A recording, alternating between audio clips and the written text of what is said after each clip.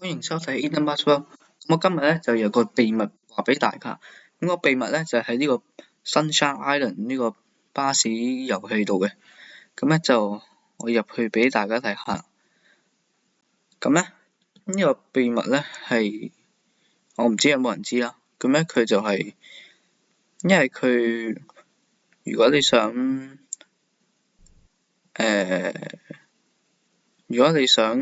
可能揸一條路線啦，咁佢淨係可以 operate 到一個巴士公司㗎。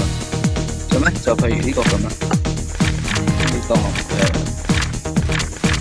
41A 啦，係啦，咁咧就 start 啦，咁咧只可以揸到呢啲車啫嘛。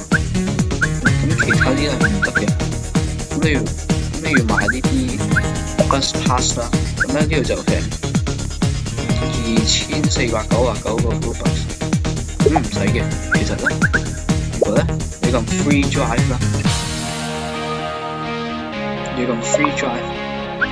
start 啦，咁呢度就有好多巴士可以揸啦。咁我就揀個觀光巴士啦。咁我頭先去翻呢個 Sunshine Pier，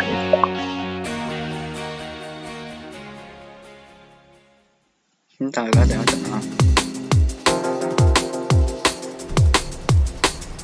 原來而家呢個時間都好多人玩緊嘅。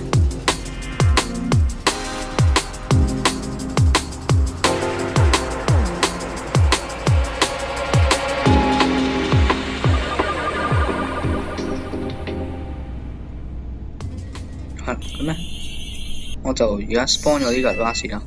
跟住最頂呢度咧就話 Start Shift at Sunshine Pier 嘅。咁咧，如果佢撳入去啦。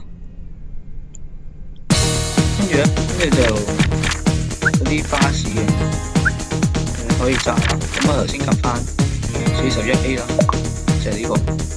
如果唔 start 嘅話，咁我哋就可以揸到呢個觀光巴士啦。咁我哋就而家就唔使俾 Robux 啦，咁就可以將唔係嗰間巴士公司嘅巴士都可以揸到啦。好啦，咁咧個秘密就講完啦。咁咧就下一集再見，拜拜。